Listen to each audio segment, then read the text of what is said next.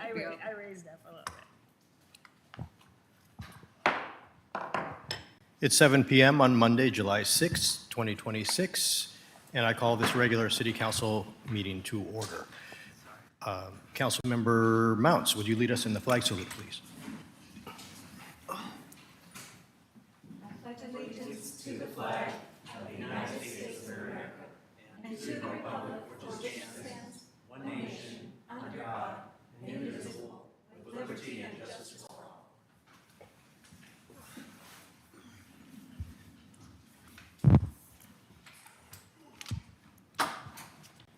All right, for the record, everyone from council is here except for Councilmember Roberts, who asked to be excused from tonight's meeting. Could I get a motion to excuse him, please? Yes, Councilmember McNally Martinez. I move to excuse Jason Roberts. Second. It's been moved and seconded. All in favor? Aye. Any opposed? The motion passes. All right. Also, for the record, Police Chief Hernandez is here, our Finance Director, Michelle Robeck, our Public Works Director, Dustin Madden, and our Planning Manager. Stallnecker is here as well. All right. Next on the agenda is citizen participation. The purpose of the public comment period at this meeting is for those wishing to address the council on any matter. It is not intended for debate and discussion with the public. Please state your name and city for the record. Lastly, we kindly remind you to limit your comments to 3 minutes. And we have 7 people signed up today. The first is Joseph, is it Barron or Bart? Would you like us to just give you a mic, or are you okay? Either one. Thank you. Joseph Barone, Barone. 702 Milton, Vine Court, Milton Wayne. I'm speaking to address the upcoming tree bill, I guess we call it, and speak in total opposition. I find that it is invasive of property rights of the homeowners. And I will be, but having looked it over, it sounds more like a wet dream of some petty bureaucrat. So I am totally opposed to it. We don't need the city to tell us what trees we can or cannot cut down, or what trees we have to plant. So I feel so, how to put it, forceful about it, that I would literally recommend that we do a recall of any council member who would vote for this travesty. Thank you. Thank you, sir. The next person on the list is James Carter. 1 second, Mr. Carter.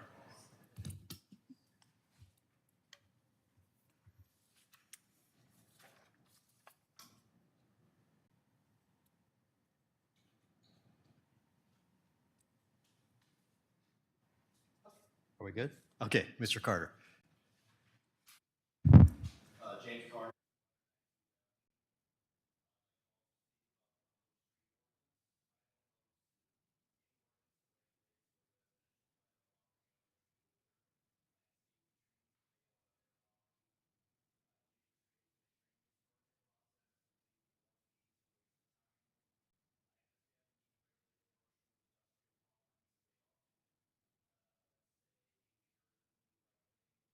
Residential hall.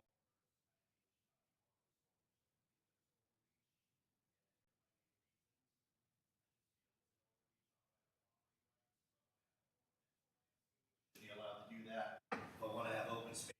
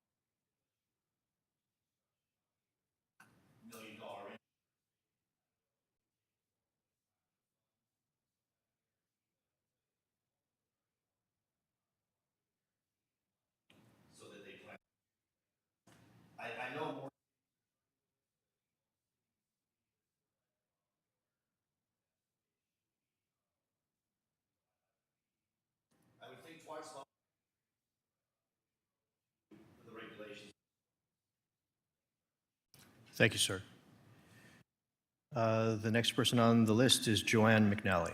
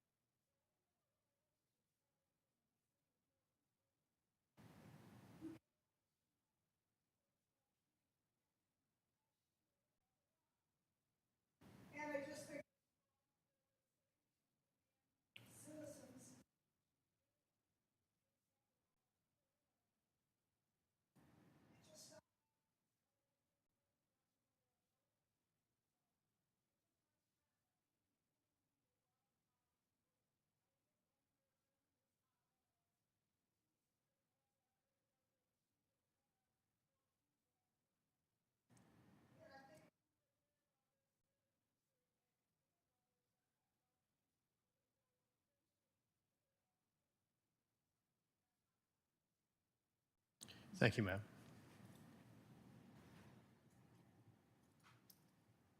Okay, Darren, is it Masak? Sorry, I'm having a hard time reading your writing, I'm sorry.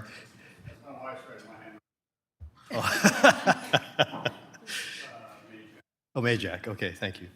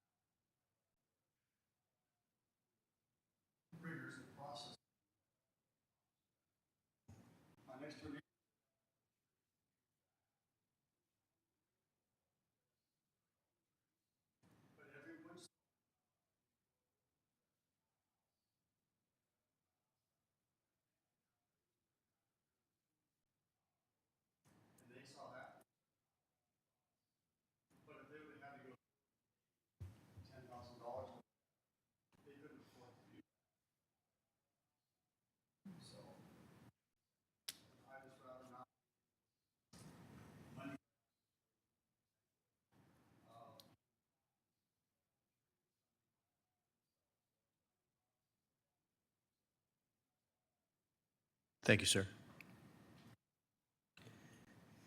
Okay, Autumn. Mahak. Majak, okay, okay. Hi, guys.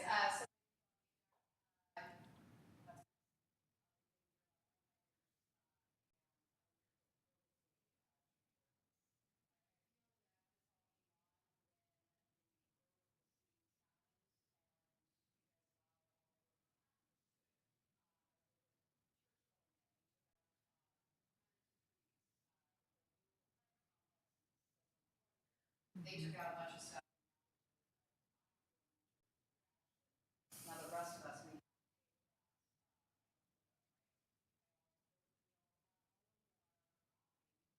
we're good stewards of our.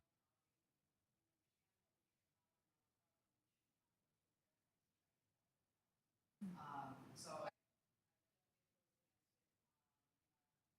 Like my husband mentioned.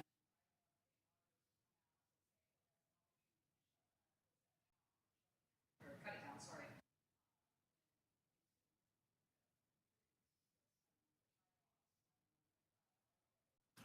Our whole snot.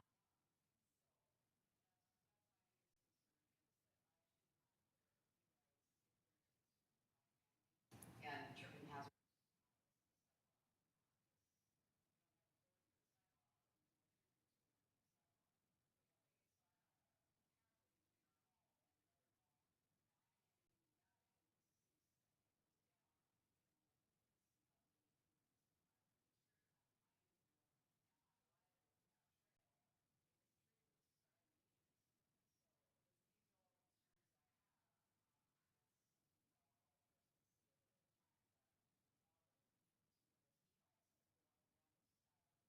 Pathways. Is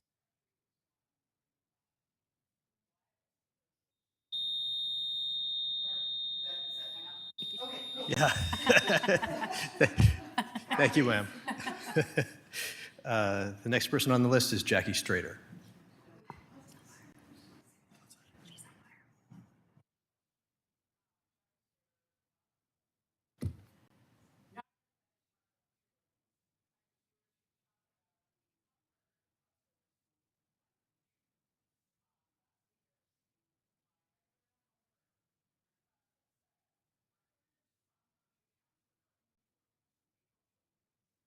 To July 20, and I can say all.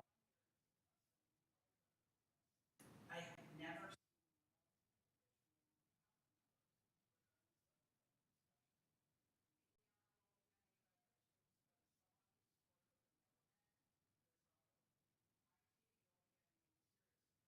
Today I spoke.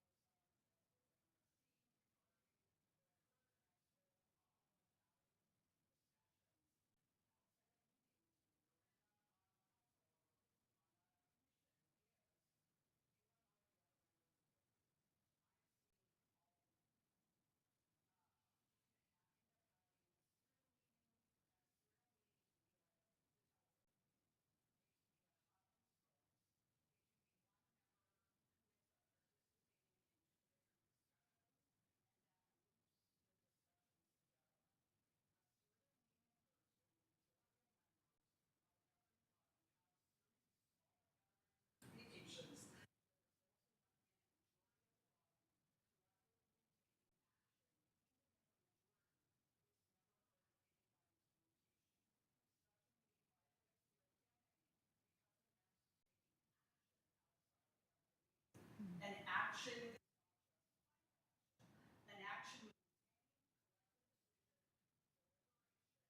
discussion.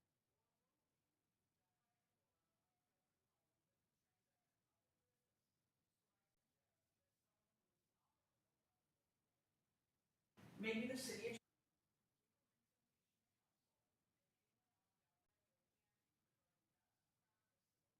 along with.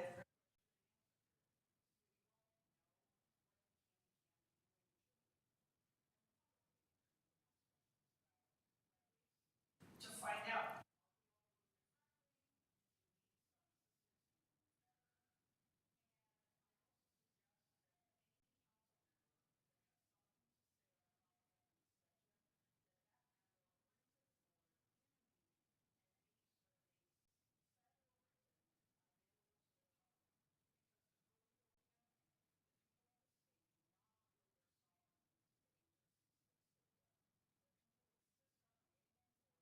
So they may be.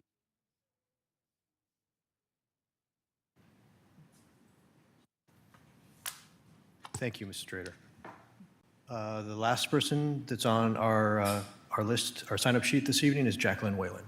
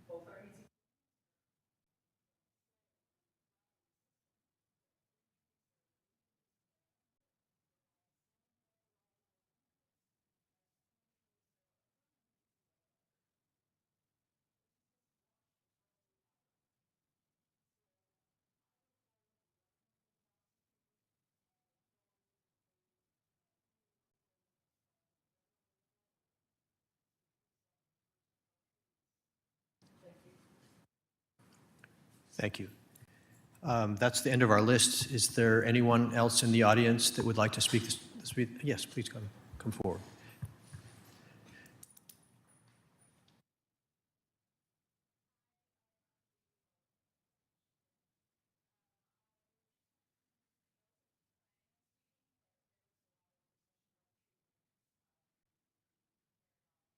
in. I do want to speak in favor of the tree ordinance, and I do want to also thank our council members for working really hard and questioning things within the ordinance that they feel like may not favor homeowners, and taking this responsibility seriously. But I do think protecting our tree canopy is incredibly important for the youth of our community, for the animals of our community, just people that don't usually have a say. So it is incredibly important to protect our tree canopy. And I think that some of the proposed changes to the ordinance have also been incredibly valuable, making it to where you can remove an exceptional tree within 1 year, 12 months time, and only charging that $75 fee for that.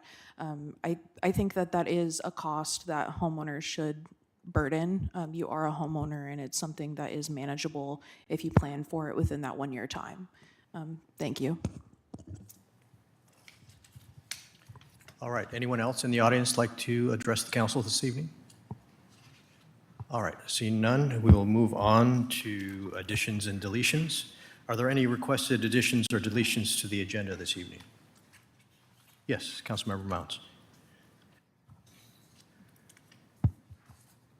I would like to delete item number 7B, the tree ordinance discussion.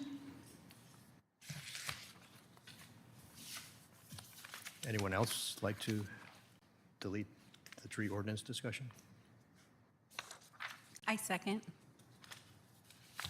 Okay, it's been moved by Councilmember Mounts and seconded by Councilmember Turnus to remove item 7B from the agenda this evening. Councilmember Mounts, would you like to speak to your motion? Yes, while I really appreciate all of the work that has gone into this and the discussions back and forth and hearing all of the public comments, there are 2 paragraphs on page 37. It's section 17.44.115, urban forest preservation, B, the applicability. Number 4 states that the director may adopt preservation and protection guidelines to further the purposes of this section. And so and then in 5, it says the director may require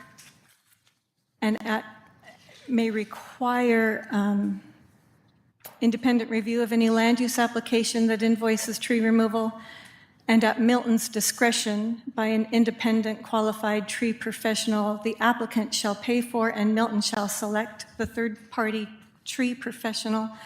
So I'm suggesting that we remove it from discussion because these 2 paragraphs make the discussion null and void. It's a moot point if we discuss this and bring forward our concerns, and then the director adopts whatever preservation and protection guidelines they deem appropriate in spite of what we may have discussed or agreed to tonight. So I'm still open to discussing it without these paragraphs where we know that our discussion will be heard and that the authority of the council in even bringing it forward will be preserved and not given over to the sole discretion of one position title. Councilmember Turnus, would you like to speak to your second? I agree with Councilmember Mounts. I just feel like we're going through all this discussion, and at the bottom line, it ends up being the director's decision. So why put all the time and effort into the discussion when it's just one person's vote of yes or no? Is there any further discussion on this? Yes, Councilmember McNally Martinez. Yes, I have to agree. I talked today with Anjali regarding this, that clause in itself leaves an open door.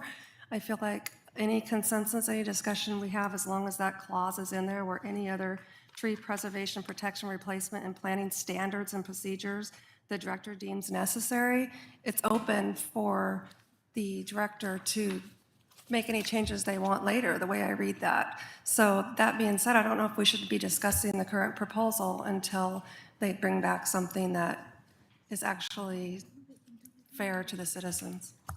Councilmember Cedar. Yeah, I'm incredibly troubled by this discussion and motion because the motion here is to remove from discussion. So I can't even talk in response to your points. You've denied me the ability to. You're using a procedural tool. That's a tool used by ineffective governments, and frankly, it appears that there was a discussion outside of council's presence, to Ms. Strader's point. This is really troubling to hear this happen. I will absolutely not support removing a discussion item that's clearly in our constituents' interest to talk about. They want to hear us address the merits. And what you've done is said, no, we're not even going to address the merits because we don't like it. I cannot support that. Councilmember Hall. I agree too. This is a discussion. This means we're going to discuss it all. That doesn't mean we're not going to pull that out. That means we're going to discuss that.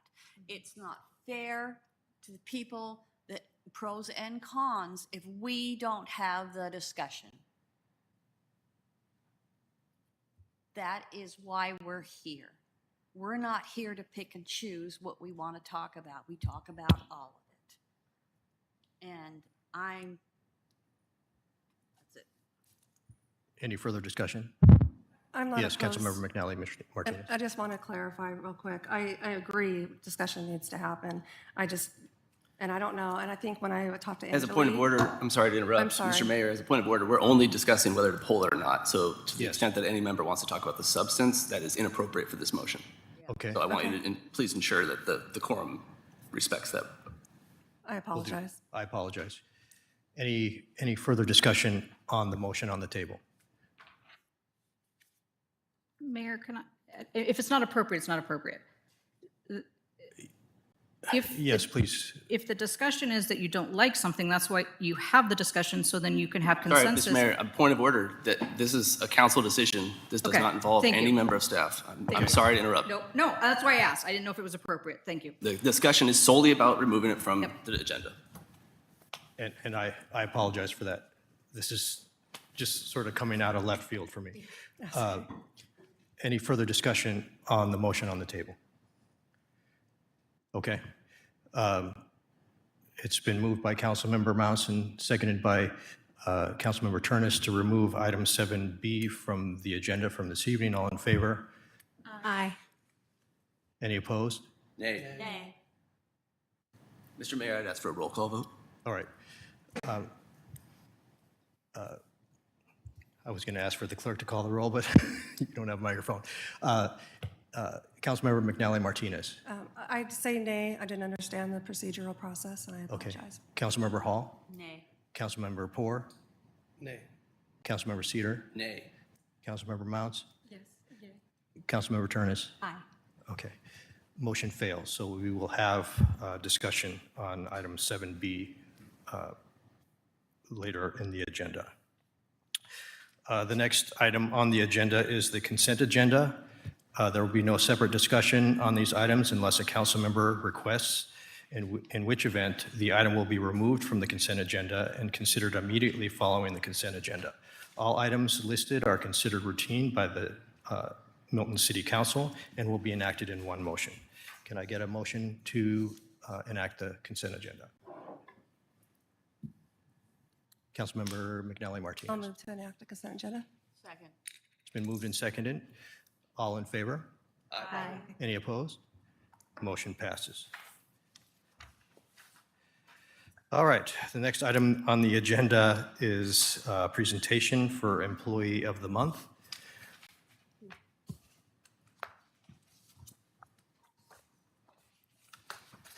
Unfortunately, our Employee of the Month decided not to come this evening, but we will honor him even in his absence. I'm delighted to announce that Pat Wetterland has been selected as the City of Milton's Employee of the Month for August 2026. This recognition is reserved for the colleague who consistently demonstrates our core values, excellence, integrity, teamwork, and dedicated public service. And this month, the choice was clear. Pat's teammates in Public Works spoke with genuine appreciation about the qualities that set him apart: his readiness to help with whatever is needed, his deep knowledge of the city's infrastructure, and the quiet reliability that makes assigning daily tasks far easier for those around him. One colleague put it simply, the city is lucky to have him. They also highlighted how he stepped up during an especially demanding stretch of 811 locate requests, completing a tremendous volume in a timely manner, willingly taking on the difficult jobs, and graciously handling emergency locates without letting other responsibilities slip. Even when the workload felt overwhelming, his attitude stayed steady and positive. Pat's reliability, positive energy, and genuine care for getting the job done right have made a noticeable difference in his department and for everyone who lives and works in Milton. He raises the bar for all of us. On behalf of the City Council, city leadership, and the residents, congratulations to Pat on this thoroughly deserved honor. As part of the recognition, he will receive a framed Employee of the Month certificate featured on the city's website, newsletter, and social media channels, a reserved parking space for a month, and lunch with the mayor at the restaurant of his choice.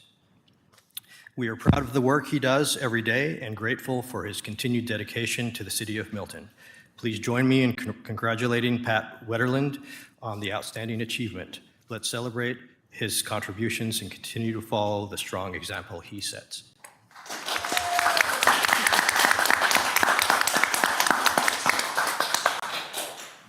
And Director Madden, would you like to say anything nice about Pat?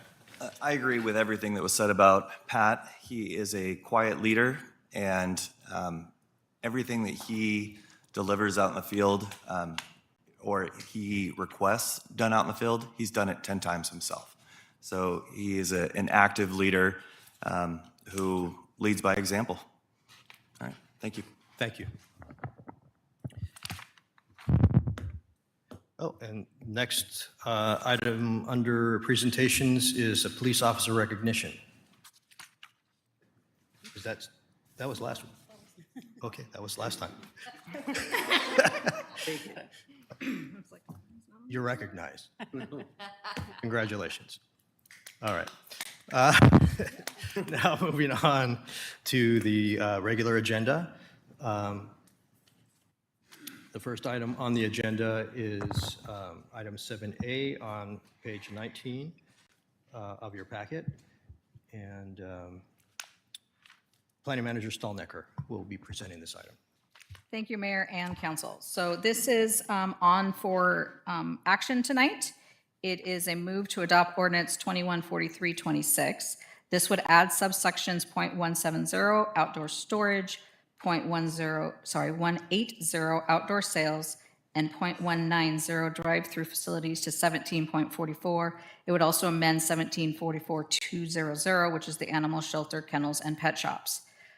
Just to, as a refresher and hopefully additional information that was requested, with the updated 2025 zone code use table, several items had footnotes that say, see Chapter 1744, general use regulations, but those regulations had not been in place and were deferred, and those all tied to the accessory uses of drive-through outdoor sales and outdoor storage. I have included the definitions. Again, these apply to commercial businesses. Drive-through means land and associated structures designed to allow patrons to receive goods or services while remaining in a motorized vehicle. Outdoor sales means the sale of products outside of a building or structure, including garden supplies, lumber yards, construction supplies, and similar items. It does not include temporary sidewalk sales. And outdoor storage means a commercial use in which an outdoor area is used for the long term, more than 72 hours, retention of materials, containers, equipment. Outdoor storage does not include sales, repair, incineration, recycling, or discarding of materials or equipment. Drive-throughs and outdoor sales are what's called accessory uses, meaning there has to be a primary and then they're an add-on, both in the town center mixed use, the urban mixed use, the business, the neighborhood commercial, and M1, which is light manufacturing zones. outdoor storage is only allowed in the M1 and the community facilities zones. Again, a comment was made by a council member. It was just one, but it was talking about clarifying the temporary sales definition. If council wished to amend that section, if there was a consensus for that, I did provide alternative wording, which could be for this subsection, instant means sales that are limited to 72 hours or less than 100 square feet with seasonal items like produce, flowers, and decor. And then the other section was that with the adoption of Title VI animals, which so currently we reference the Sumner Code in our table of uses. We now have adopted that code into our own. So instead of referencing Sumner, it should reference our own code, which is Chapter 6.04 Animal Control. And so I will return it to the mayor.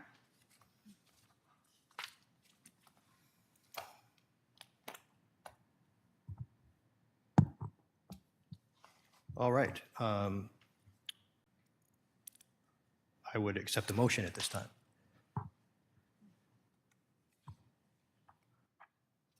Anyone? Councilmember McNally Martinez. I'll make a motion to approve the Milton Municipal Code 1744 as amended. I'm sorry? Oh, sorry. I was reading it off of the agenda. I apologize.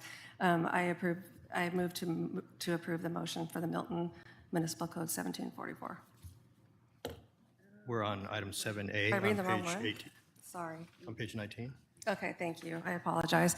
I move to adopt ordinance 2143, adding subsection 7170, outdoor storage, .180, outdoor sales, and .190, drive-through facilities, to 17.44, and amending 17.44-200, animal shelter, kennels, and pet shops. Do I hear a second? Second. Okay. Now I know why nobody else wanted to. All right. It's been moved and seconded. Councilmember McNally Martinez, would you like to speak to your motion? I appreciate the information provided by Anjali and the definition clarifications, and support it.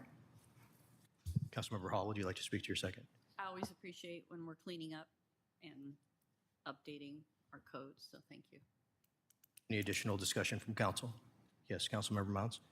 I also appreciate the addition of the definitions and clarification. Any additional discussion?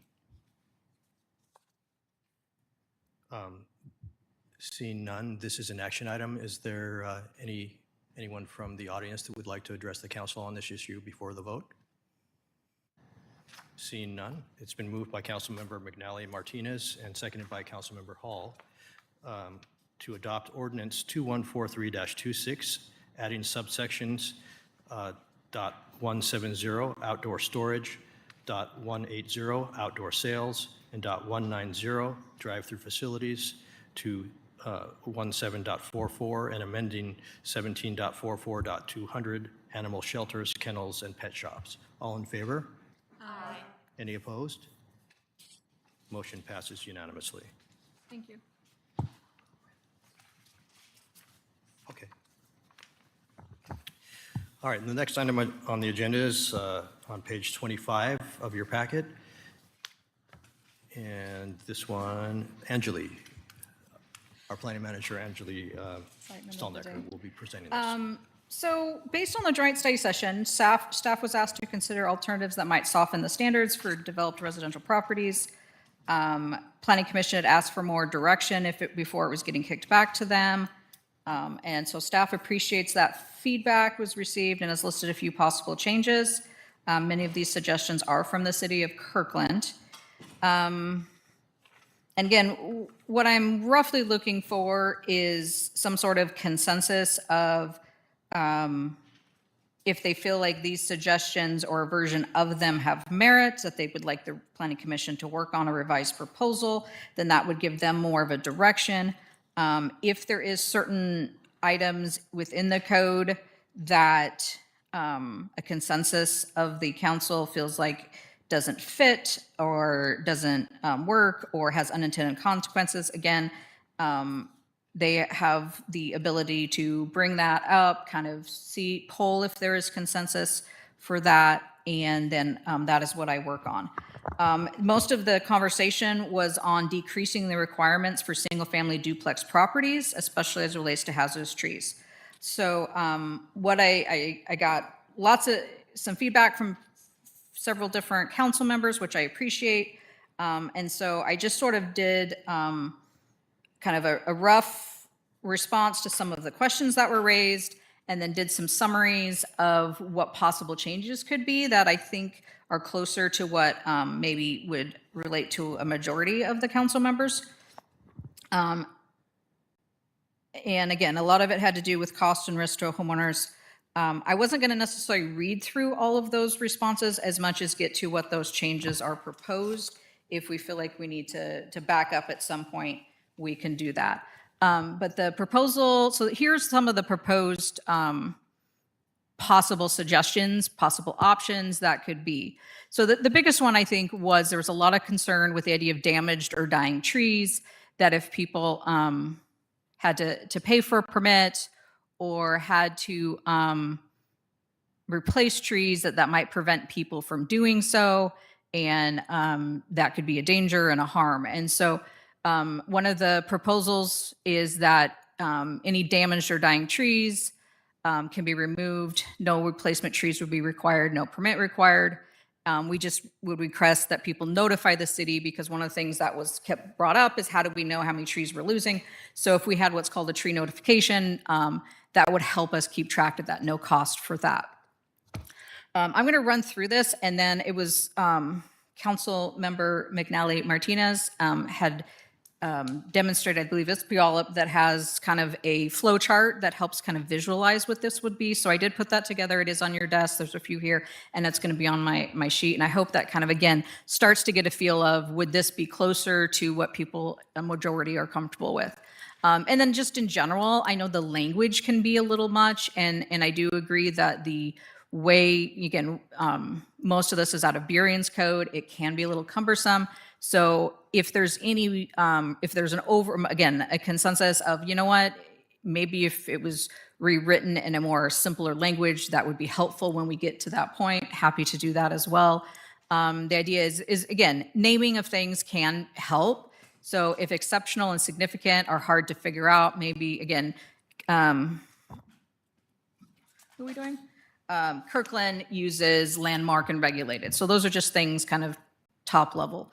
But again, the damaged or dying, I think, was the biggest thing. And then requirement, so just again, if you required trees per lot, under the current proposal, it's sort of a credit system. It's 1 credit per 1,000 square feet, or a half credit for 1,000 square feet for commercial industrial.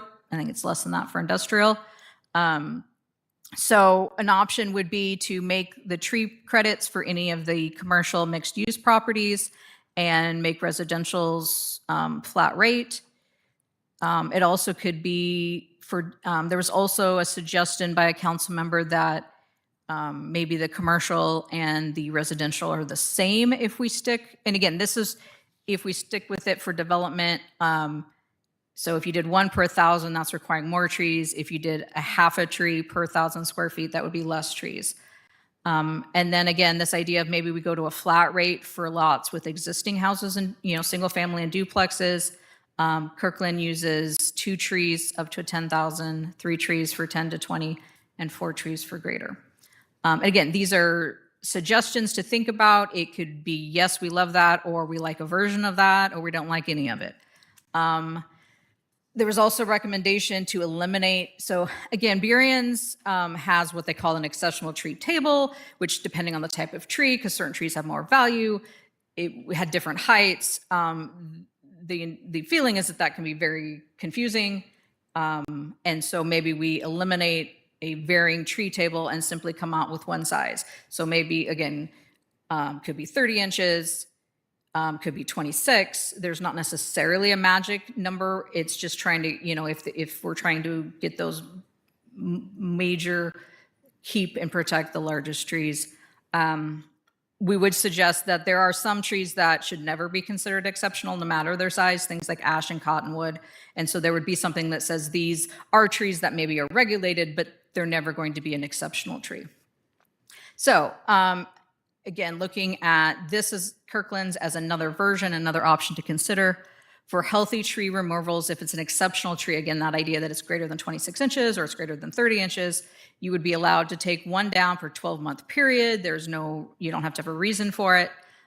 You would do, again, under theirs, you would do a tree removal permit, which we're estimating would be like $75. And you would need to replace it with 3 trees. If you were just doing what's called significant, or Kirkland calls regulated, so that's maybe 6 inches to 26, again, where those numbers lie.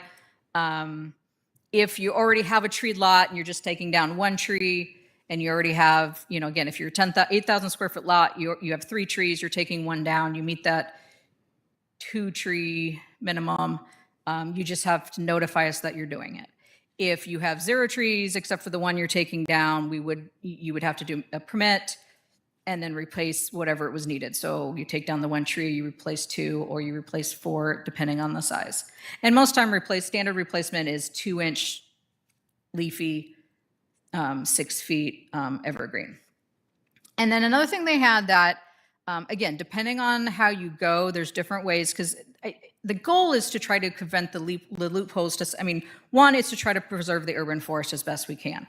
But it also is trying to address the fact that we have seen an uptick of properties that are single family that a developer is buying, clearing out the trees because they fall under that category, and then use it to build ADUs that they're going to sell or different things. And so we were trying to find a way of not only preserving the large trees, but slowing down things that might be from developers who are not buying it because it's a long-term, thing for a home for them. So they have what's called a development moratorium. So if you do remove a tree from a developed lot, you cannot request a permit to build something for a period of 12 months. So that is an option that's out there as well. Let's say you say, I'm taking down an exceptional tree because I'm allowed to. Then you have to wait at least 12 months or whatever time period we come up with before you can then come in and say, now I want to build a whole bunch of stuff. So there's some options there. We're going to look at it 2 different ways. One is in the comparison and then sort of the flow chart to just give a feel. So again, dead damaged under the current draft, you do have to have a permit. You have to kind of show that it is dead and damaged. Replacement trees are required. If it's dead or damaged under like Kirkland's, you would just need to notify us you took it down. No other requirements. Trees required under the 1 credit per 1,000 square feet. A lot that's up to 10,000, you're looking at 5 to 10 trees that you would have to replace or have your minimum. Flat rate is, if you went off of Kirkland's model, you're only talking 2 trees, 5 to 20, 3 trees, 20 plus trees, 4 trees. So it's significantly less, which is an option. Whether you do credits, you could make the credits smaller. You could go with flat rate, either direction. Removal of healthy exceptional trees. Those are the largest trees. Under the current proposal, that would not be allowed. Under something like Kirkland's, you could do 1 every 12-month period. A permit would be required, and you would have to make sure that you met your medium tree requirements. So you may or may not have to replant trees. And then remove of healthy, I'll double check that part. Remove of healthy significant trees if you have the minimum. Again, these are just trees that are smaller than exceptional, larger than 6 inches. You have a minimum requirement. Under our current proposal, you could do 2 per 12-month period. And then there's also, depending on the size of your lot, a limit every 5 years. Under the Kirkland model, you would just have to notify the city. If you don't have the minimum required trees, it would not be allowed. Under the Kirkland model, you would do permit would be required, and you would demonstrate which trees you would replant. And again, those would be based on replacement ratios. So if you took out a 6 to 15-inch tree, you would have to replace it with 1. 16 to 26, 2. Over 26 inches, you do have to replace 3. Under the credit model, you could potentially have to do up to 9 credits. So the part of it is it's like your brain's pinging. So I'm hopefully, and I probably should have been a little bit bigger, so I apologize, I didn't get to test run it. But the idea is that this is kind of how we do it. So we did a nice little flow chart. So first thing we would ask is this tree located on your private property? If not, contact us. So if it's a neighbor's property, it's in the right of way, whatever, just talk to the city. If it is on your property, then is it located near wetland buffer, steep slope buffer, greenbelt shoreline? Obviously, those have different rules. So for the sake of this, I've just said you're going to talk to the city. No, it's not in a wetland buffer. So then the next question is, there's 3 categories of why are you removing it? If it's for development, you're building, you're expanding, you're building a new house, you're building something else, you're going to talk to us. We're going to go through that whole process for that. What I think more people are concerned with is the hazardous or the other. So let's say it's a hazardous tree. So then the first question is, again, this is all the Kirkland model. Is it obviously dead, dying, or hazard? One of the questions and concerns was that, why should I have to pay for an arborist if it's very obvious? And so the question, so we could very easily put in there, if it is obviously dead, dying, or hazardous, half of it's fallen over, you can very easily see that it is dead, then you can remove without permits. We would request a tree removal notification to help us keep tracking. If, let's say, it's for whatever reason, it's not obviously dead, dying, or hazardous, but you're pretty sure it is, then yes, we would want to see some sort of certification that says yes. And then again, if it's yes, then you can remove without permits. We're just going to want to be notified. So back out here, so we've done development, we've done hazardous. Let's say it's an other. You just don't want the tree there. So then the next question is, what size is that tree? If it is under 6 inches, you simply can remove the tree without permits. And we would, a tree removal notification, similar idea. If the tree is between 6 and 26 inches, or whatever we set those numbers at, the next question will be, will that lot have a minimum number of trees remaining?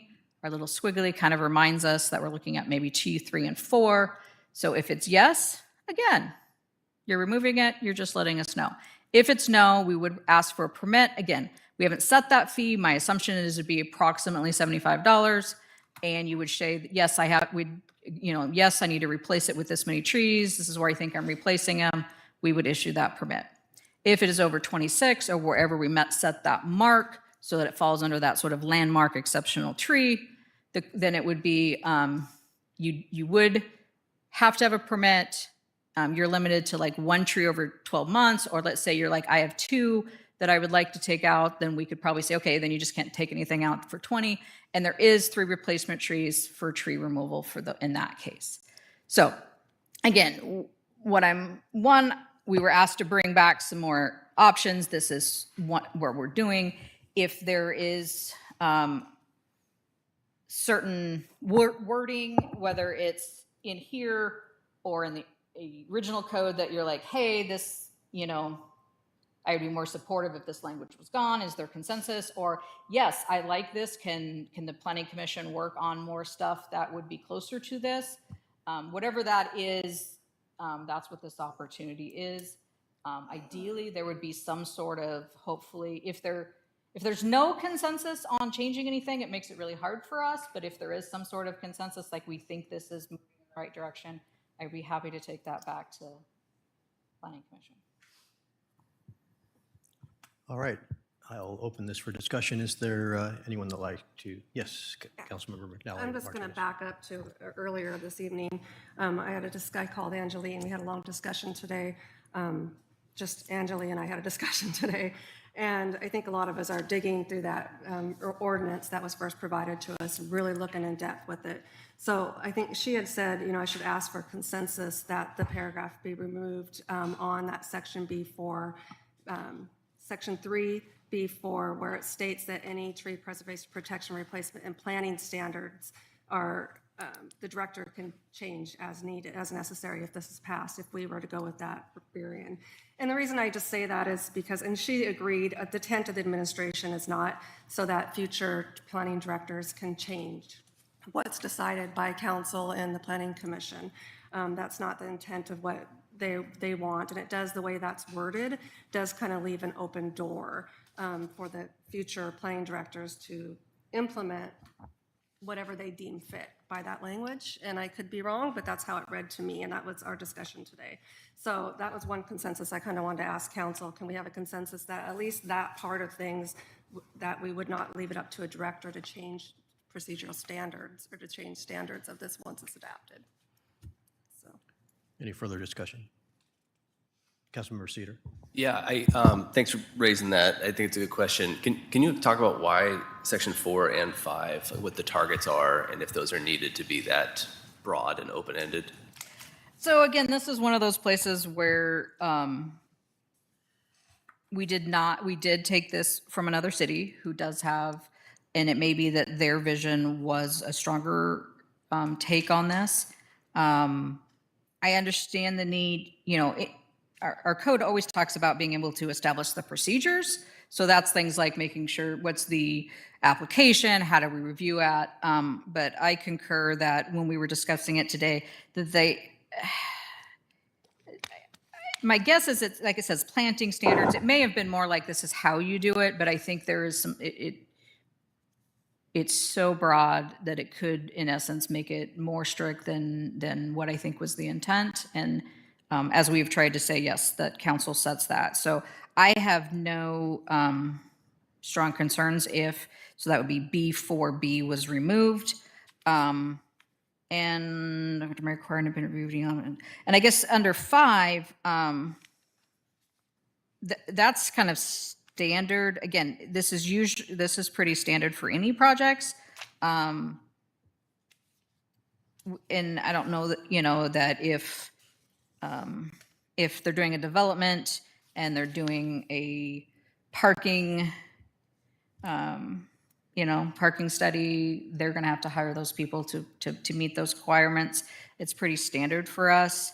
In most cities, I would say you hire qualified tree professionals or qualified third parties when necessary. If the wording needs to be tweaked, I can look at that. If the feeling is that there's an unintended consequences with that wording, happy to do that. Like I said, we're also looking at putting in here that, if it's really obvious that there's, the tree is split in half, the tree is uprooted, there's no reason to hire a professional. It's very obvious for any of us. We've also talked about that, maybe it's something we can work, that one of certifications for somebody within the city could be some of the basic arborist stuff for both city trees and to provide. So there's some options there as well. Very good. So that kind of addresses the point 5. I think to Councilmember McNally Martinez's point on number 4, I do see how that could be overly broad. When I originally read this, because this has been in there for months, and it's the first I've heard of a discussion about it. So when I originally read it months ago, I assumed what this is saying is if someone has to replace trees, that the director has the ability to say, hey, don't replace them yet, wait until after you've built your 3 ADUs, and then plant them. I assume it's that, which I think is very reasonable. However, I think that the issue that she raises is a good one, which is that this actually is much broader than that. So if there's potentially a way to constrain it so that it's targeting something like the director may control the implementation of the plan dictated by code or mandated by code, And I just for phasing suspect purposes. that because this is up front under applicability exception, so the feeling is like it has a heavier weight, where later in the section when we do talk about actual development, again, it talks about planting plans and all of that. So I can review that to make sure that there's no extra language needed in that section, but I would suspect that it covers this kind of idea. Yeah, I would certainly support a modification of that to the extent that council member was asking for a concurrence. That's all for me. Any further discussion? Yes, Councilmember Poor. Thank you, Mayor. I just want to say thank you, first off, to Director Stalnecker. She's helped me understand a lot of things and worked with me on a lot of my concerns. So just thank you very much for that. I feel a lot of these proposals are very helpful. When we look at this tree code, to me, where we're most vulnerable in Milton, to me, is on new development or lots being subdivided and developed on, or ADUs, different things like that, where people come in and clear cut. And so if we're trying to address the issue of developers clear cutting lots, this proposed changes for the moratorium directly goes against that. Because if we have a fee system, no matter what the fee is, it could be $100,000 per tree cut down. If they're selling $1 million homes, it won't matter, they'll recuperate it very quickly. But having to put a moratorium on their build is much better potential for making them serious about protecting the trees and reconsidering how they protect the lots in our city. So to me, the changes here are very helpful in trying to bridge that gap. If this ordinance was put forth today only directing it towards development, then I would be in support of it right away. The changes that are proposed really help me build a bridge between private homeowners having some responsibility for protecting Milton's trees as well. And so the Kirkland model to me is where a lot of these come from. I feel that this really is a lot better for understanding, okay, my lot size is this big, how many trees can I cut with only notifying, right? So the intent of the permit to me on the Burien or the past plan was to help the city kind of track the trees and also to provide a way to stop developers from clear cutting. Notification to me is a lot different than asking for permission. As a property owner, I don't feel like I should have to ask for permission to maintain my property how I see fit.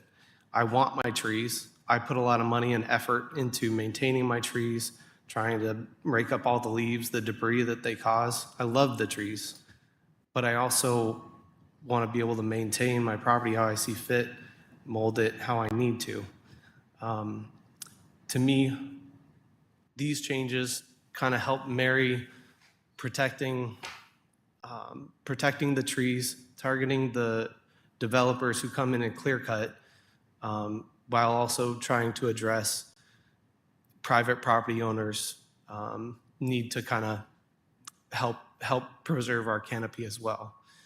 I do feel like we have more ground that could be covered and more things that we could maybe improve on. But I recognize the issue is very important because we have a small city, very small city. So anytime somebody comes in and clear cuts a lot, no matter the size, it's a huge difference. The lot where they did the apartments may not feel big in a Federal Way or Puyallup or whatever, but in Milton, that feels huge. And so if we have to have the private property owners have some responsibility in this code, then to me, these are better. The best thing that I would like is to put something forward right away that addresses the real people who are cutting the trees, which is the developers.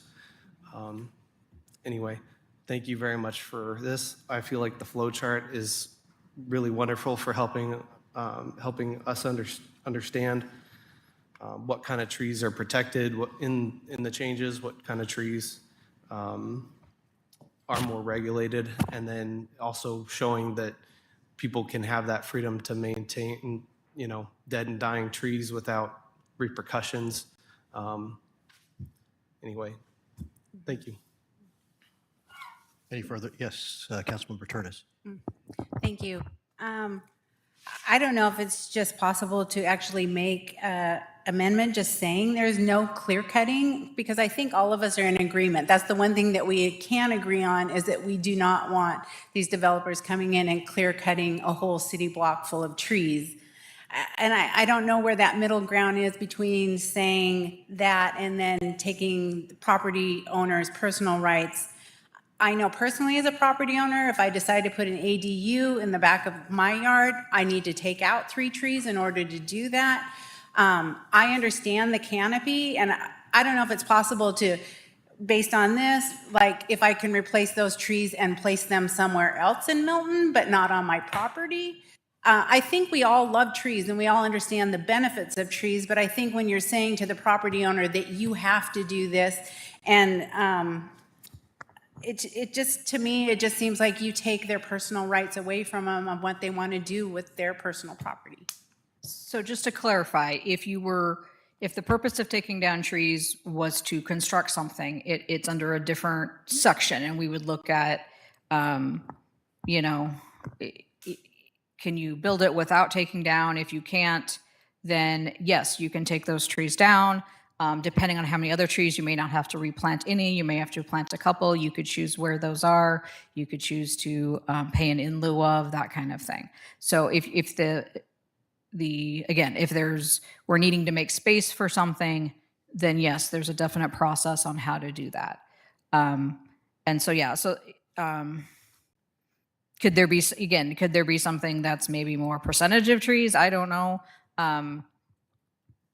Again, the looking at this, it's sort of like, well, you can, you know, again, trying to move towards as long as you leave 1 or 2 trees, or you plant 1 or 2, or I guess it would be 2 or 3 trees. In essence, you can take down, unless it's really large, some of these. So again, yes, trying to, but just to clarify that if it is for a development thing, whether it's you're adding on to your house or you're building something new, there's a clear path of how you would remove those trees. And what if it's just you want to create RV parking, you want a playground structure for your children, you want to plant a garden? So then it would depend on, again, what size are those trees, and do you have other trees on there? So again, if you are, depending on the size, if they're under 6 inch, again, those numbers could flex up or down depending on what the final decision is by council if you go this way. But you may take those out, and you've got other trees. We may say, you know, you've got 2 other trees on your lot. We may say you don't have to do anything but remove them and let us know. If that's your last tree on the property, then under this model, you would just replace 1 or 2 trees somewhere on your lot. If you really didn't want to, there's an option that you could say, well, I'll just pay into the fund that then we can use to plant trees elsewhere. Thank you. Councilmember Mounts? Thank you. I want to start off by thanking the good citizens of Milton for coming forward and speaking up. The concerns that you brought up are concerns that I share, especially the balance between private property rights and canopy preservation. Specifically, there's been no data that demonstrates that Milton needs to have this strong of a tree ordinance, especially in relation to private residence and duplex, I think is the term that's used. It puts the burden of balancing the tree canopy on developers and private property owners. It does not include any responsibility for the city. I went through the city ordinances on parks and recreations and the process that the city uses when they're doing public works projects. Couldn't find anything evidence that, I know it's there, right? And I know that the city also cares about trees, but if we're taking away private property rights, let's all be in this together and not put the sole burden on the private homeowners. And in line of that, when I looked up the right-of-way requirements, because I walk my neighborhood, and a large percentage, nearly half of the trees that were planted were dead or dying. And so my concern was, who's responsible for these trees, right? They're between the sidewalk and the bike lane. There's nobody living on the developed property, so there's nobody there to water them. I went to chapter 12.20, use and maintenance of the right-of-way, the adjacent owner's responsibility. It says, number A, it shall be the duty of the owner or occupant of abutting property to keep the area between the property line and the edge of the pavement, whether improved or unimproved, in good repair. That's all I could find. I've asked before for a definition of what is the right-of-way and whose responsibilities are in the right-of-way. I was instructed that we didn't really have one for Milton, but I found one on Burien's website.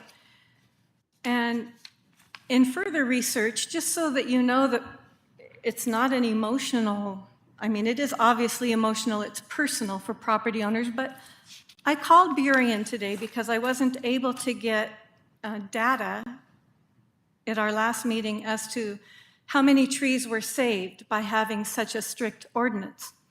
So I spoke to the urban forest planner in Burien today. He was very, very helpful, happy to speak with us.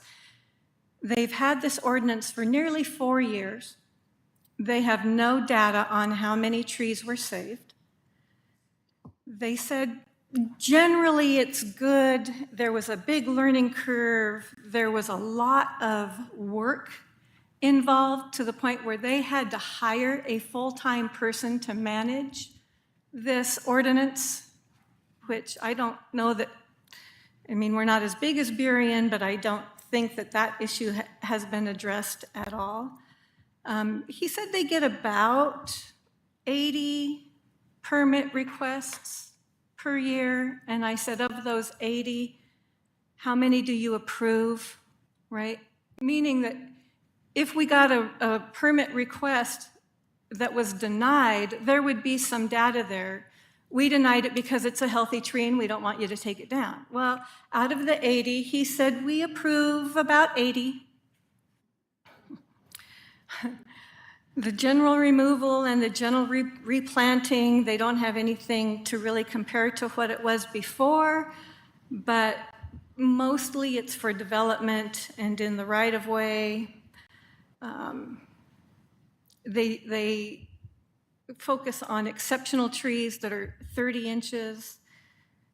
It generally works well for the arborist, but you don't always need an arborist. Let's see. One thing that Burien did that I am afraid that Milton would like to do, and I don't think we should, they did community outreach and mailers after the fact. And I strongly support notifying the citizens of Milton before the council would approve anything. And that's why I really appreciate you being here tonight. Also from Burien, he did acknowledge that the residential permit process is very personal, but they basically allow for the removal. Whatever people need to do, they allow for it. And that goes back to, we really don't need this, especially for residential. And this is full of challenges. I mean, I have copious notes even after the director so graciously replied to our concerns. I still have many, many challenges and many concerns. One of them was brought up tonight. It doesn't really address hazardous trees. Okay, we have dead and dying trees. That's kind of a no-brainer, but what's the definition of a hazardous tree? And if we go through this flow chart, I see that it's in there, and I'm grateful for that. That's just one of the challenges, and that this is the only solution that's being presented by the Planning Commission. I'm disturbed by that. I think I brought that up first. And then the moratorium, while I agree with the principle that a moratorium on cutting trees might work, might stop a clear cut, but how would it be enforced, right? You can't, and if the person even doesn't sell their property, you can only cut down 1 tree a year or 2 trees a year. It's going to take you 5 years to be able to build your grandchild a swing set. it's just not enforceable, and it's not compatible with how individual property owners want to use their own property. And then say somebody does sell their home and a developer picks it up. How can you enforce the developer not cutting down trees and just paying whatever fees or fines afterwards? So there's no data, no evidence to show that it works. There's no data or evidence to show that we need this. Milton has a great, healthy canopy. The residents of Milton, by and large, appreciate and love their trees. I know I love my trees, and always plant more. And I even have trees in buckets waiting to be planted when I have room. My lot is also constricted. It's very small. I can't replace under someone else's dictation where to put them because the lot is restricted. So we just don't need this. I guess that's the bottom line. We're having serious discussions about something that isn't necessary, in my opinion. Thank you for listening. Any further discussion? Yes, Councilmember McNally Martinez. I just want to say we had a long conversation today, and I appreciate that very much. And I support, and I think every council member here would support stronger tree retention requirements or development or redevelopment codes. I think all of us would agree to that.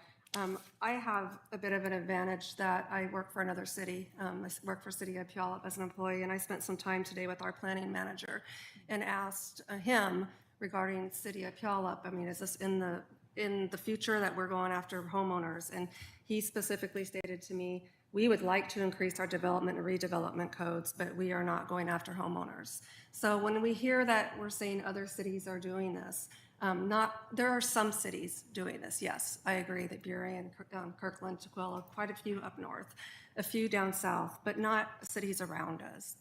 And so I feel like, I hope the Planning Commission can come back and look at development and redevelopment more than homeowners.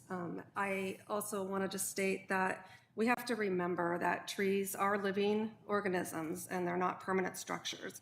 So we require permits for home additions, for new constructions, for some fencing, that visibility and safety issues. But there's a difference in trees because a house doesn't spontaneously grow another 20 feet. A fence doesn't develop roots. A driveway doesn't suddenly double in size. Trees grow and change.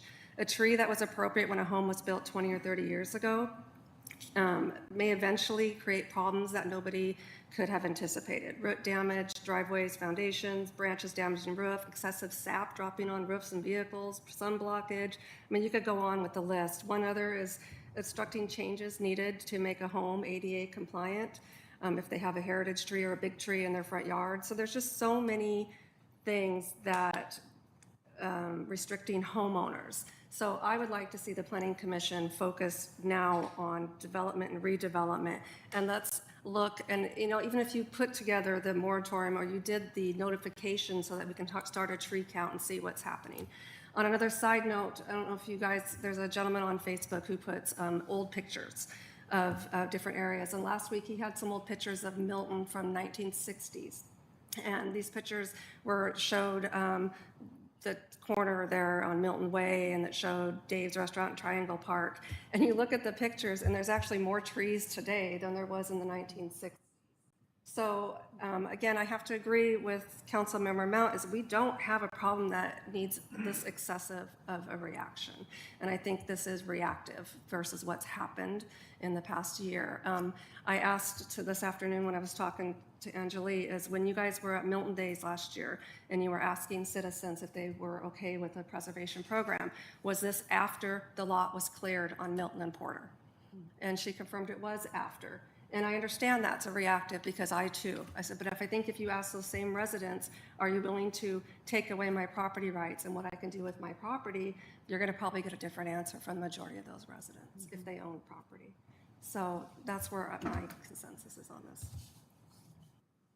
Any further discussion? Yes, Councilmember Cedar. Yeah, I just want to go on the record and say that I support a vigorous tree ordinance. I believe that Milton is at risk of losing its tree canopy, and being complacent about this is the same thing that led to all the problems we have with developments that people complain about. People use language like, council allowed this to happen. Well, I just want to make sure I'm clear on the record. I believe that my charge is to represent the greater community and not individuals. And I support the tree ordinance. I hope there's a way to find it. It doesn't sound like there's going to be any consensus to get it passed, so it dies here or it dies soon. But when we come back in 3, 4, 10 years and people say, well, why are all the neighbors' trees cut down? I want to make sure I'm clear that I did not want this to die. Councilmember Hall?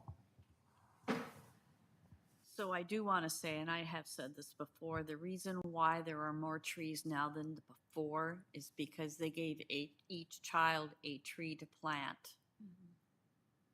And we planted many, many trees. Problem is, they all became diseased at the same time. I do believe in an ordinance. I, at least at the very lowest level, would like to see development and redevelopment code in place ASAP. And then go back and have conversations on what we can do. I don't think we can get it passed if we converge them all together. I really don't. But I want it to. But I think we need to at least protect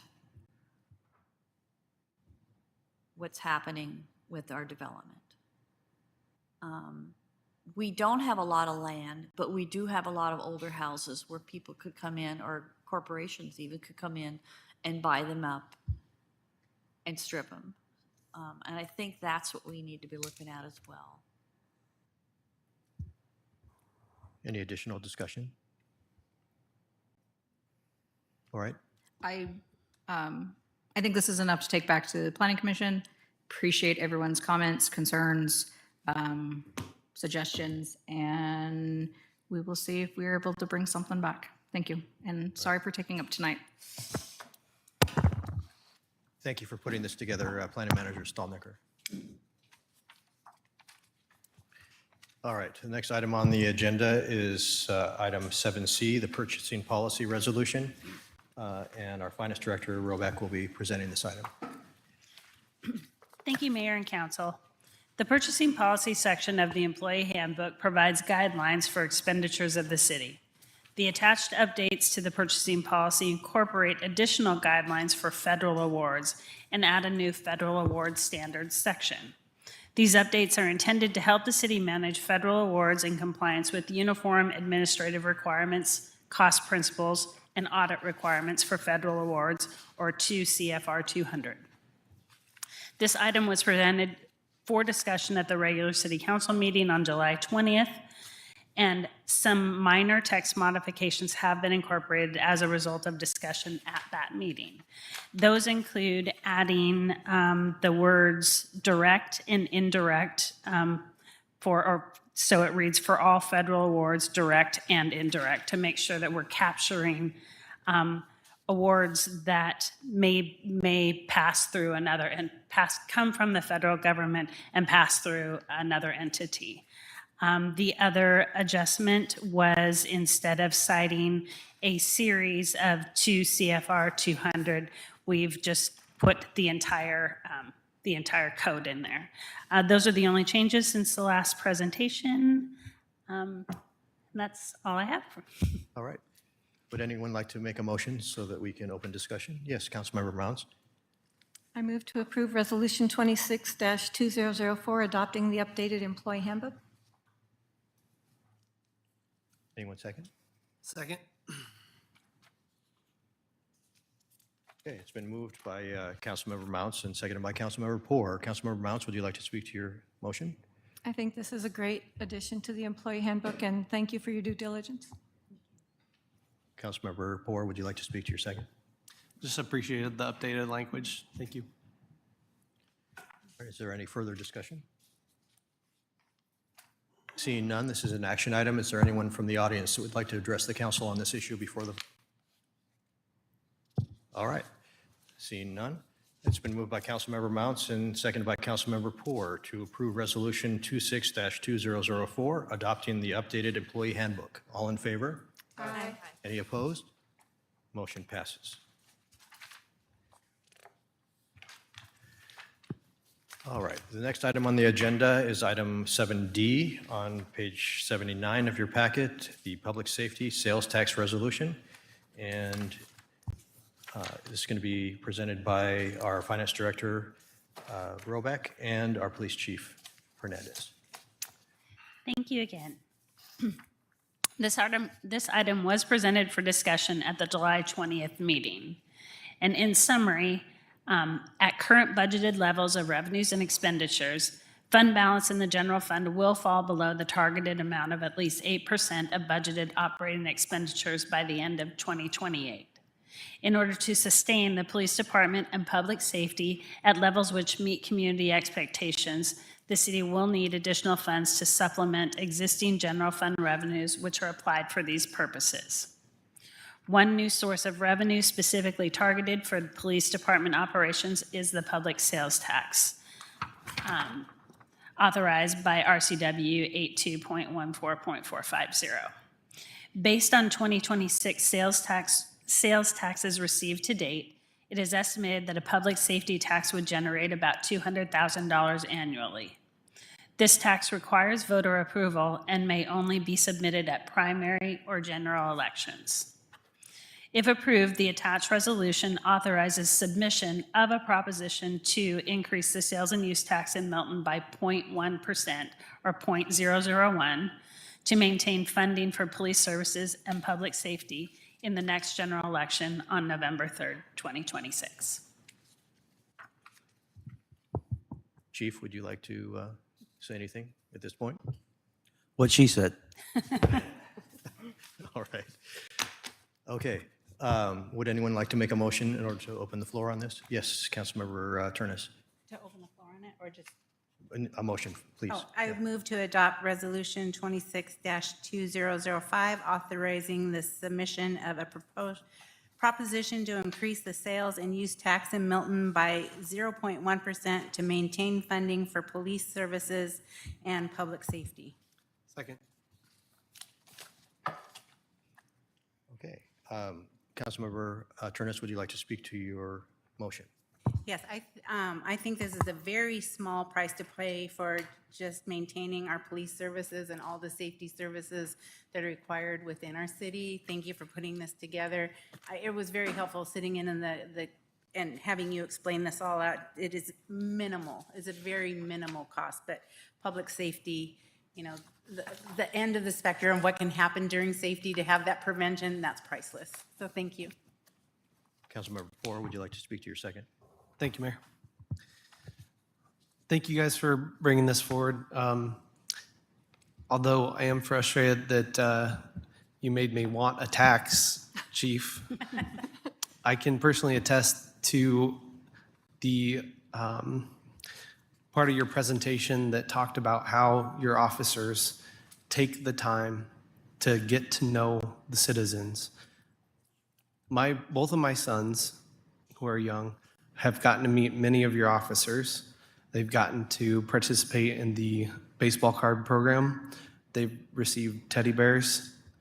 I know several of the officers. If there's ever an emergency at my house, I know a friend's coming. And I hope that everybody in Milton can feel that way too, because it is a lot of effort when you're already having to be hypervigilant of all kinds of risks and being kind of beset upon all sides, but everybody having an opinion on how you do your job, that you guys take the time to have those conversations, you don't rush through them, and that makes a huge difference when there actually is an emergency. So thank you for your service, and I support this tax. Any further discussion? Yes, Councilmember Cedar. Thanks. Chief, it looks like there was a Pierce County Justice and Unified Safety Tax Fund that went into effect on July 1st, passing the same 0.1% sales and use tax.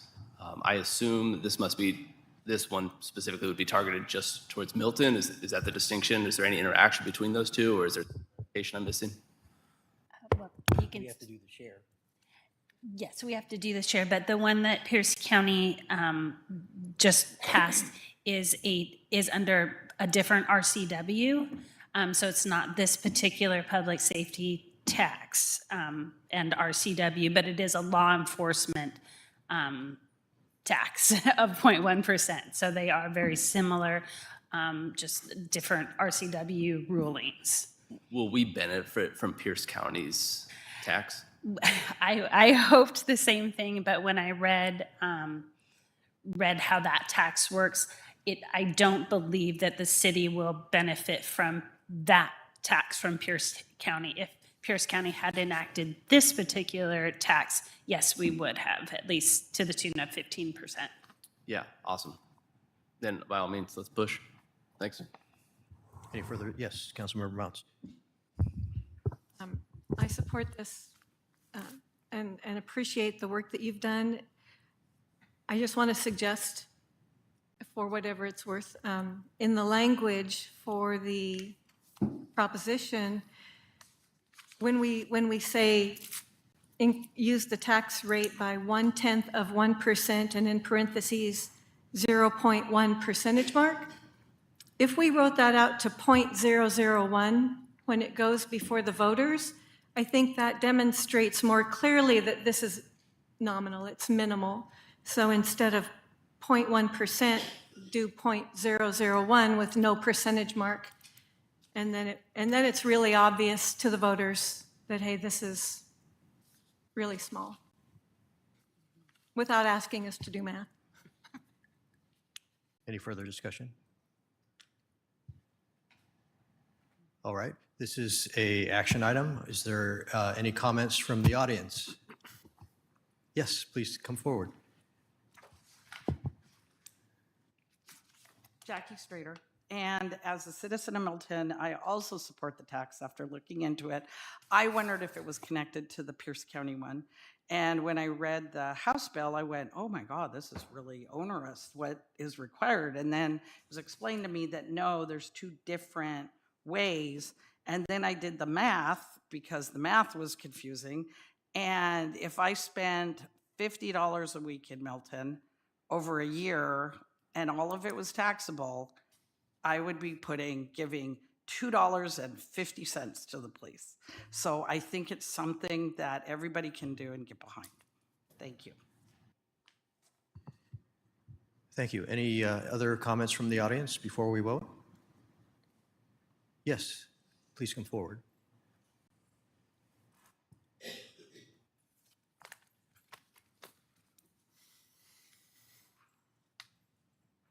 Just for clarity's sake, Jacqueline Whalen, Milton, Washington, just for clarity's sake, if council wants to change the wording, and I know there's legal requirements about how propositions are presented, my question is, does council have to make a formal vote to change 0.1% into 0.001?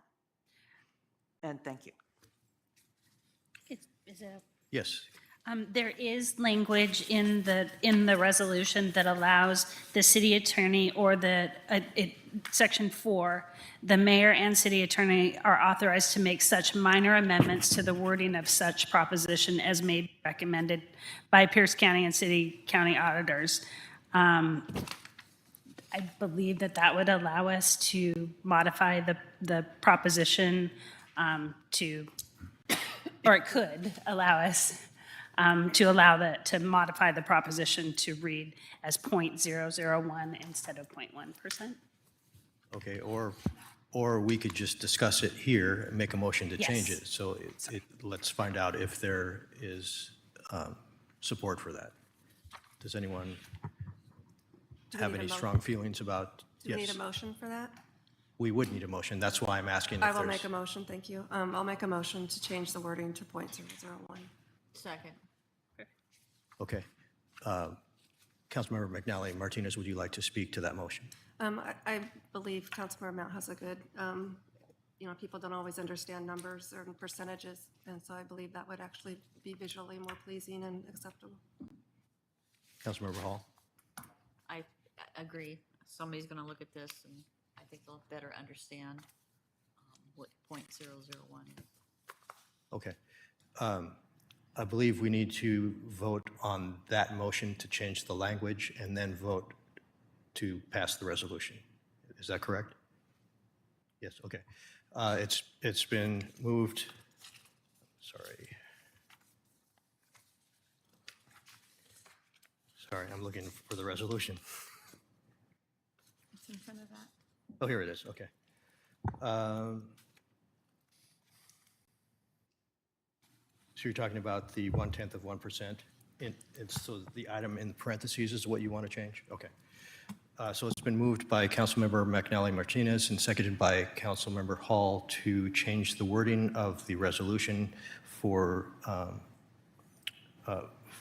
changing the parenthesized amount from 0.1% to 0.001. All in favor?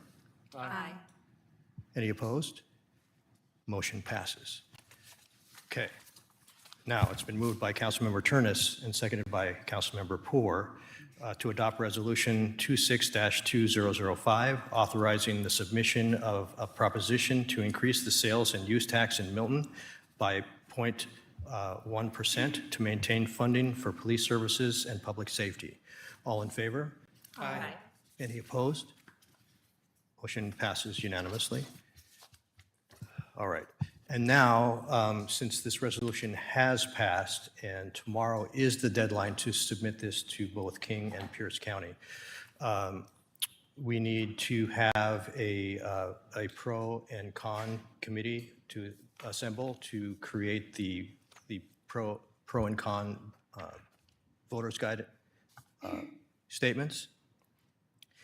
And I have reached out to people in the community on both sides and have found two that were willing to serve on the pro committee. I have not found any to serve on the con committee as of yet. And so what happens is that the counties will put public notice on their website for anyone interested in creating a con statement or creating a committee to create a con statement to contact the county by the 7th of this month.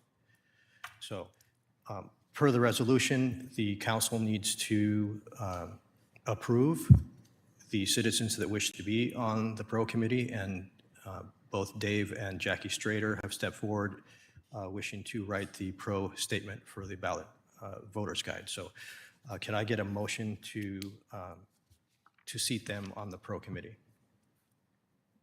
Yes, Councilmember Poor. Thank you, Mayor. I move to approve, say Jackie and Dave Strader. Yes. As the point people for the pro Committee. Side committee of this resolution. Okay, thank you. Any second? Second. Okay. Councilmember Poor, would you like to speak to your motion? Sure. Thank you, Mayor. I know Ms. Strader contributes really good stuff to us a lot of the time, really good on accountability, and I feel like her and her husband will be able to bring very good points. Councilmember Hall? I always appreciate volunteering, and I know they support the police, so thank you. All right, any further discussion? It's been moved by Councilmember Poor and seconded by Councilmember Hall to seat Dave and Jackie Strader for the pro committee for this resolution. All in favor? Aye. Any opposed? Motion passes unanimously. Okay, the last item on our agenda for this evening is item 7E, the construction contract, 23rd sidewalk. And Public Works Director Madden will be presenting this item. Thank you, Mayor, Council, audience. I am very excited to bring this forward today. This is the last step in awarding this project. This is, for a reminder, this is a section of 23rd that extends north between Diamond and Alder. It is a major cut-through street for our city, and it has substandard dimensions at the moment. Essentially, it operates as an impromptu one-lane traffic. So people are always jockeying for position, creating very dangerous situations. Council has overwhelmingly supported this project, which we are very grateful for. On June 15th, you approved the purchase of the right-of-way. I'm happy to say that all of the dots, all of the i's have been dotted on that and that we are moving forward. And so now that we have all of the right-of-way acquisitions, that's a $130,000 investment that the city has made to acquire those parcels. We now have a competitive bid in front of us. And so the item before you tonight is to potentially award that bid. The advertisements went out on July 7th. We had a bid opening on July 22nd, and we received 6 different bids. And those range from $609,000 up to our high bid, which was $1,071,000. So wide range, but a lot of the bids came in the 700 to high sevens. And so we feel like we have a good contractor to work with on this project. So at this time, I should also state that this is a budgeted project. Funds for this are found in Fund 310 and in Water Capital Fund 404. And as a reminder, as part of this sidewalk and road project, we're also replacing all of the storm and the water lines in the area, creating an environment that hopefully we do not have to go back and rigorously maintain for the next 20, 30 years, which is a fantastic investment for our city. At this time, I'd like to open it up for discussion, if we can have a motion. All right, yes, Councilmember Cedar. Thank you, Mayor. I move to authorize the mayor to execute Public Works Contract Number 198 with Rowdenbush Earthworks for the 23rd Ave Sidewalk Project in an amount not to exceed $605,832.26. Second. Councilmember Cedar, would you like to speak to your? Thank you, Mayor. Director Madden, thanks so much for bringing this forward and all your diligence to get this to this point. One thing that I see here, I fully agree with you. Right now, we have a constricted 23rd that narrows down into about 1.5 lanes. In some countries, they would call that a traffic calming measure, which is alternating one-way traffic. What we will have when this project is complete is a perfectly paved, beautiful 2-lane road and some sidewalk. That is uncontrolled traffic.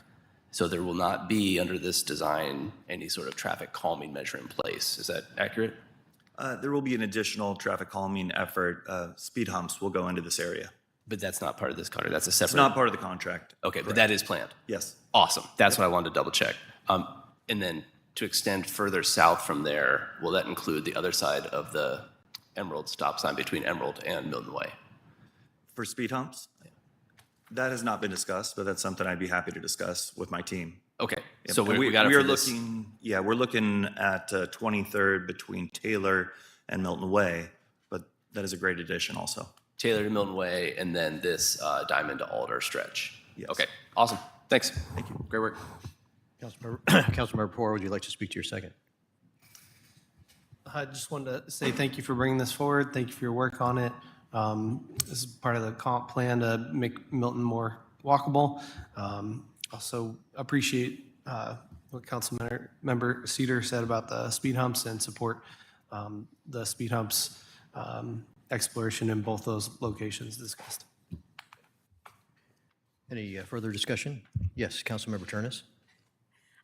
Thank you for doing this. I actually looked up the reviews on the contractor, and I was happy to see he's 4.7 to 5 stars, so that's always good. But I am so thankful that this actually is getting put into place. That road has always been such a hazard, and I just felt like it is an accident waiting to happen. Every time I drive that road and there's a car coming this way and I'm going this way and there's people here, so I am so thankful that this is getting done. Thank you so much. Councilmember Mounds. I just want to give kudos to you and your staff. This all happened in 6 weeks. As soon as we approved the purchase of the property, you were ready to go with the bids and the proposals. You got 6 responses, which is excellent. You worked diligently to go through all of the bids and to find the contractor that was the best fit. And I think doing all of that in 6 weeks is exemplary, and I thank you. That's a great example for the city. And then I have one side comment to kind of tie today together, right? So the city purchased the property. The city is putting in the sidewalks and improving the road. Is the city going to plant trees and maintain them?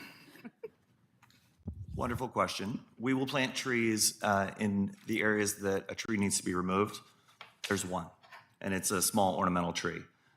This design that we're putting forth today does not have a planter island that there would be street trees. And so it is street, curb, gutter, sidewalk. That doesn't stop residents from planting trees on their side of the sidewalk. But yes, no planned city trees. Okay, so maybe we can incentivize some tree planting on the residential side. Thank you. Thank you. Any additional discussion? All right, seeing none, this is a action item. Anyone in the audience would like to address the council? Please come forward.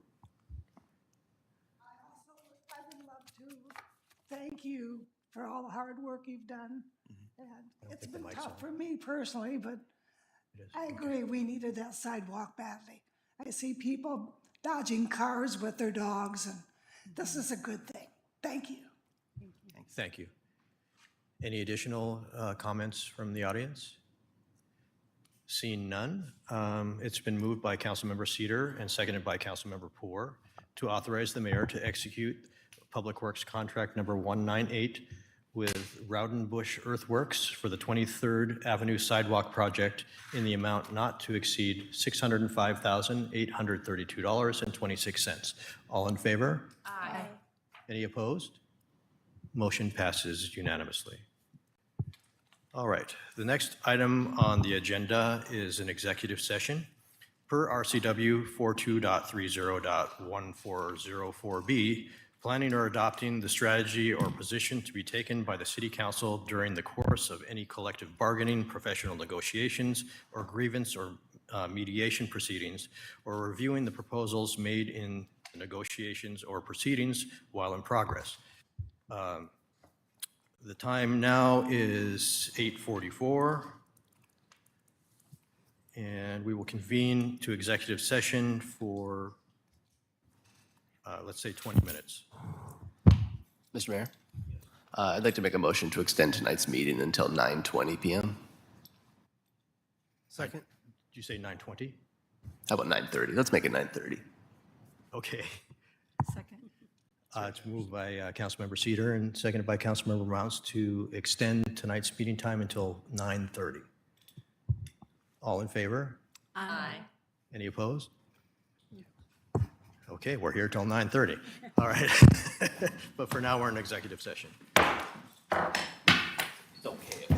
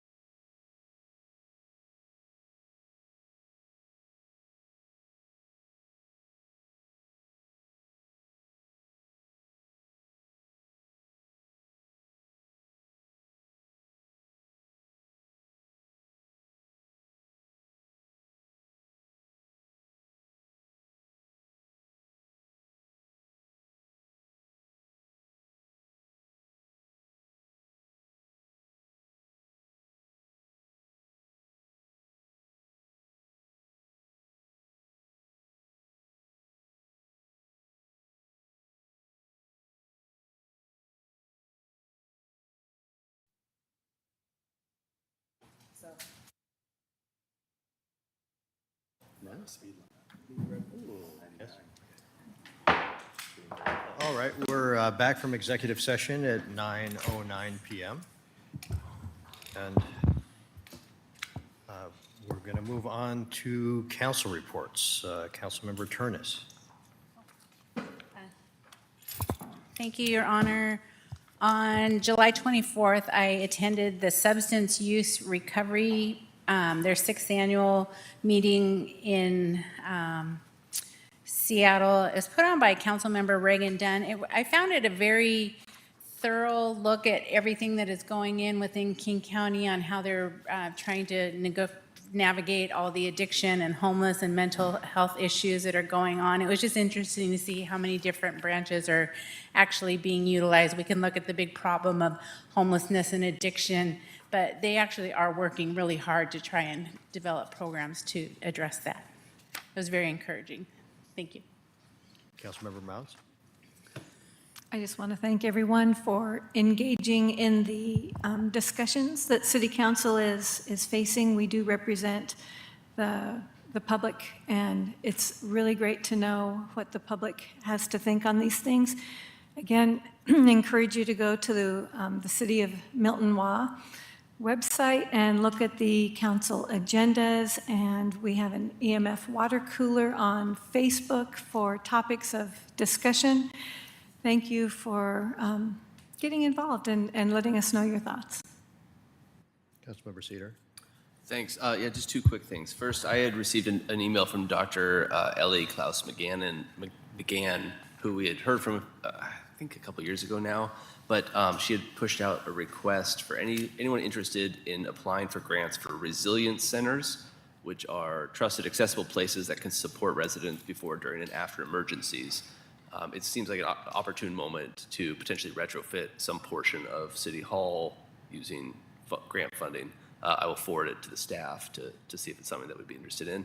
And the second thing is just a little bit more personal. Appreciate everyone's patience. I was on duty at the last council meeting, so apologize for not being here, but go Navy. Councilmember Poor. Thank you, Mayor.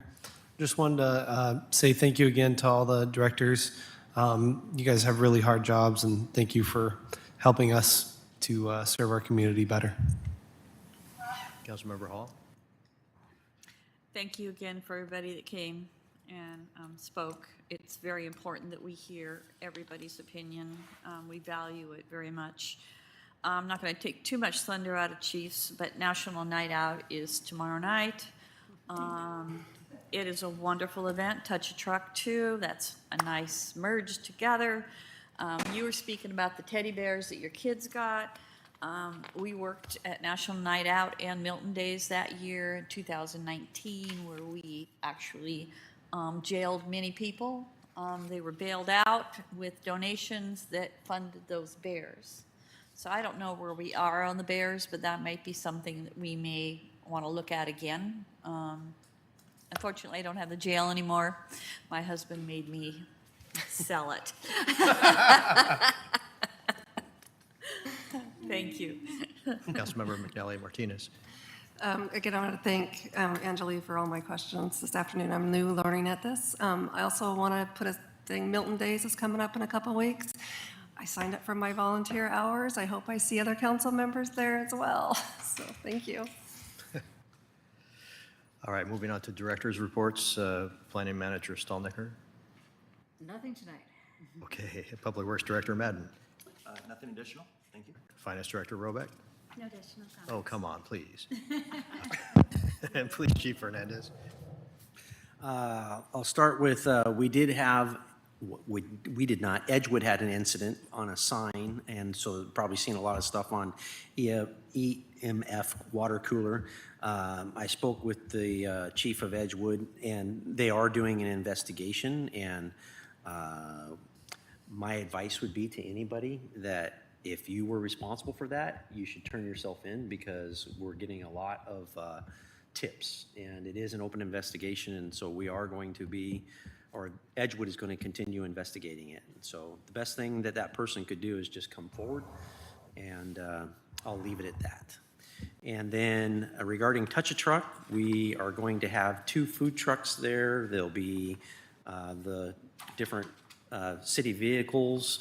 We're going to have our K-9 there. We're going to have a SWAT vehicle. We're going to have some inflatables, and we're going to have a lot of fun. So if you're available, come on down and see us, and we'd be happy to spend a little time with you.